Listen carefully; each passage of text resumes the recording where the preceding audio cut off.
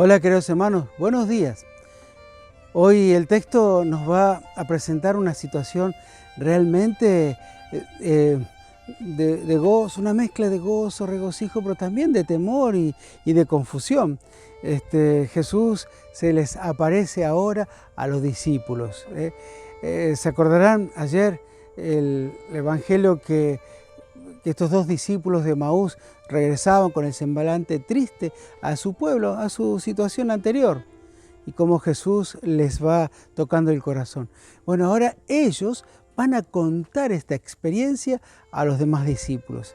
Y estaban en eso, cuando se sucede el evangelio que hoy escuchamos. Por eso vamos nuevamente al evangelio de San Lucas, el capítulo 24. Vamos a ir desde el versículo 35 hasta el 48. Entonces sucede esto, ellos estaban contando lo que había sucedido con Jesús y cuando él estaban hablando, de pronto sucede algo, lo inesperado. Jesús se apareció en medio de ellos y les dijo: la paz esté con ustedes. Atónitos y llenos de temor querían ver un espíritu, pero Jesús les preguntó: ¿por qué están turbados? ¿Por qué se les presentan estas dudas? Miren mis manos, mis pies, soy yo. Tóquenme y vean. Un espíritu no tiene carne ni hueso como ven que yo tengo.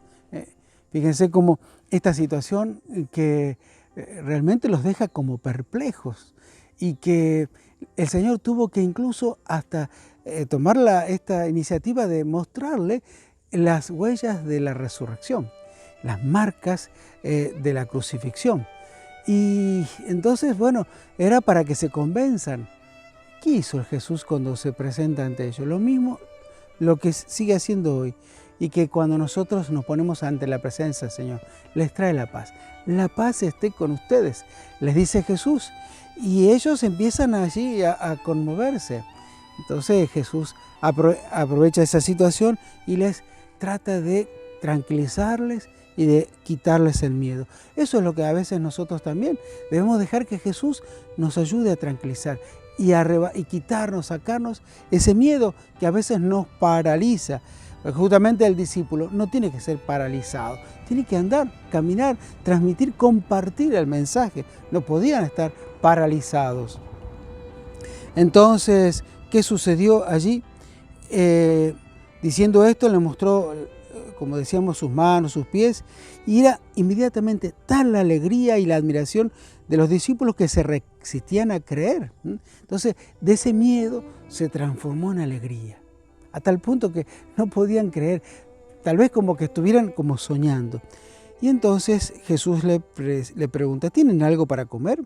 Ellos le presentaron un trozo de pescado asado, él lo tomó y lo comió delante de todos, para que se saquen de todo esa duda, que no estaban viendo un fantasma, era el mismo Jesús resucitado. Después les dijo: cuando todavía estaba con ustedes, yo les decía, es necesario que se cumpla todo lo que está escrito de mí en la ley de Moisés y los profetas y los salmos. Entonces les abrió la inteligencia para que pudieran comprender las escrituras y añadió: así estaba escrito, el Mesías debía sufrir y resucitar de entre los muertos al tercer día, y comenzando por Jerusalén, en su nombre debía predicarse a todas las naciones la conversión para el perdón de los pecados. Ustedes son testigos de todo esto. Entonces, ahora comenzaba un nuevo tiempo. Ya eran los discípulos quienes debían anunciar, quienes debían proclamar todo lo que el Señor había hecho con ellos y que está vivo, que no ha muerto y está con nosotros. ¿Te animás entonces a proclamar y dejar que el Señor te libere de todos esos miedos y todas esas cosas que te hacen paralizar?